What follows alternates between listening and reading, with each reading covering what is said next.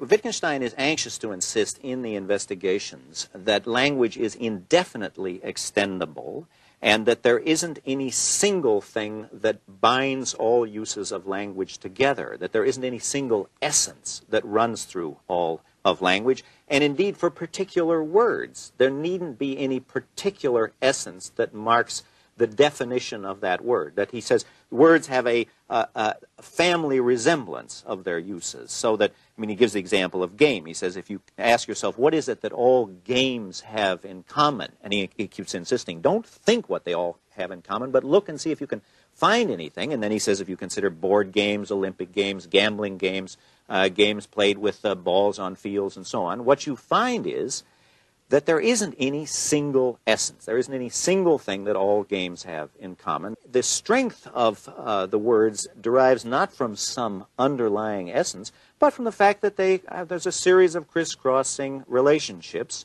similarities, and he compares that to the way that the various members of a family resemble each other. And he calls this a family resemblance relation.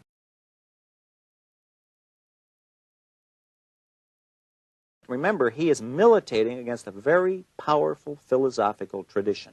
He's militating first against the idea of his own, that words get their meanings by standing for objects, and then secondly, an even older tradition that says words get their meanings by being associated with ideas in the head. And he's militating against a tradition that says, and this goes back to Plato, that in order for a word to have a meaning, there must be some essence. There must be some essential trait that the word marks. So the interest of his remarks about language derives a lot from their revolutionary or radical attack on a pre-existing tradition.